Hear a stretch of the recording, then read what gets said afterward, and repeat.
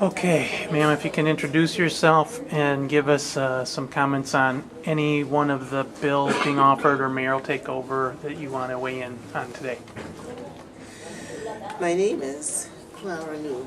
I'm known as Professor New or Dr. New. It all depends on who's talking to me where, or just plain Clara. I want to speak from a number of perspectives. Okay, as a former teacher, former parent of MPS, teaching at MPS for 10 and a half years, as also a former school board member during that infamous period of the teacher strike, 74 to 77, as a teacher who taught for the last couple years in MPS in the homes of early childhood children, and so had an opportunity to work directly with parents, and since I taught in their homes, and then for 17 years as a teacher of teachers, professor in education at UW Parkside. So I've had the opportunity to see and participate in education from many, many perspectives, and it is from these perspectives, all of which inform each other,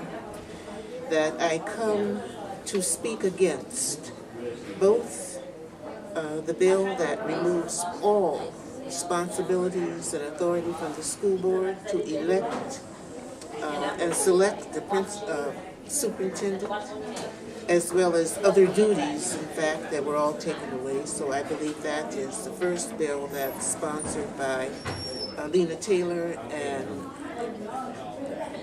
Senator Cologne.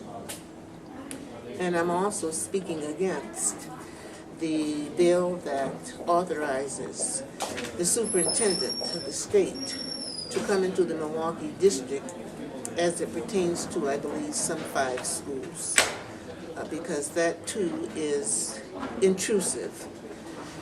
Seeing that the theme for MPS schools is that high standards start here, I believe the high standards have to begin with the legislature in their responsibility to make sure that districts are able to select the best people to come and to head their districts as superintendents or as administrators, whatever the case may be, but that those high standards have to be in the minds and in the will of the legislators, as they are now discussing and as they probably do discuss off and on,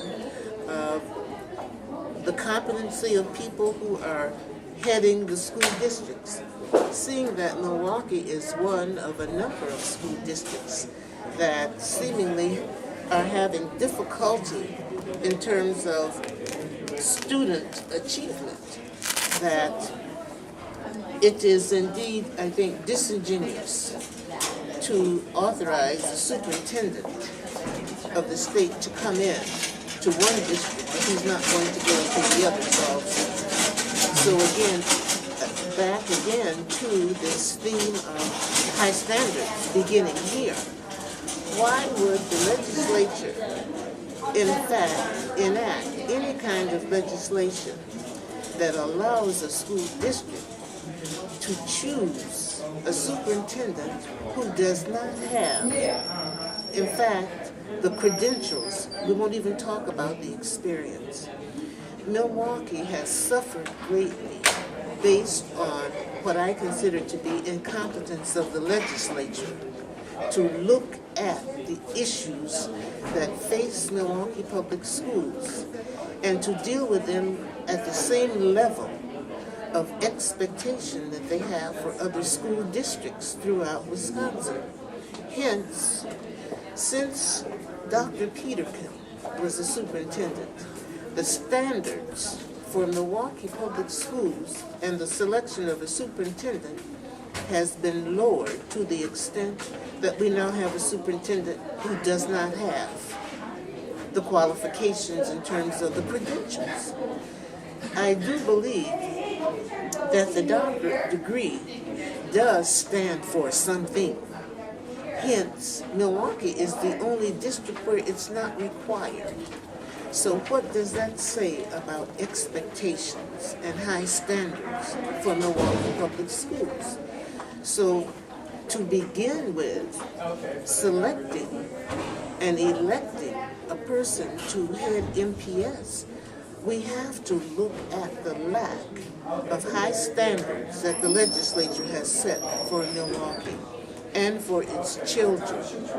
What does that say to children? That, in fact, and I want to go here to an issue that also has been very touching, but the issue of choice schools, where a person does not even have to have a degree to be working with children, seemingly children who are coming from Milwaukee Public Schools who are not making progress, and yet it seems perfectly all right in terms of the legislation that was put forth that allows people who just simply say, I want to be head of the school, to open up a school in a garage if they want to, and teach African American children.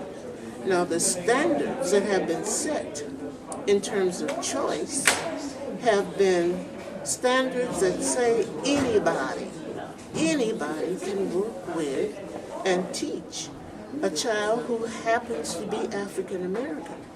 That is not the same kind of standard that we see in choice schools that are established choice schools, be they private or religious schools, where there are standards that are set for those children to achieve. So I would go back again to my initial point, and that is using the theme that has been set, high standards start here. Those high standards have to start with the legislature and the kind of policies that they put into effect that have decimated not one, but maybe two generations of children in Milwaukee Public Schools.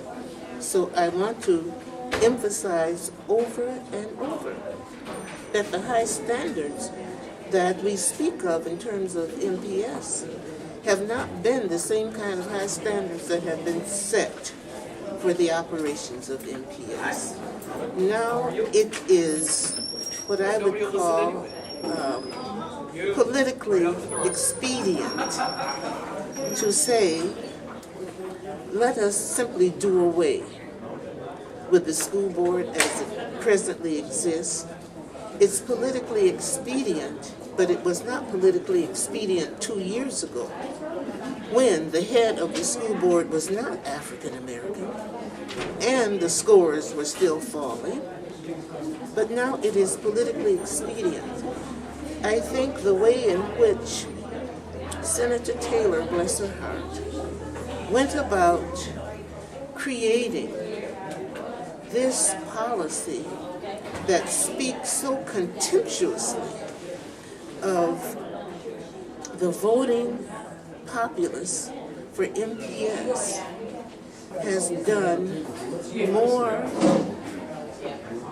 damage than it has inspired what I would consider to be in-depth conversation about MPS and what MPS needs.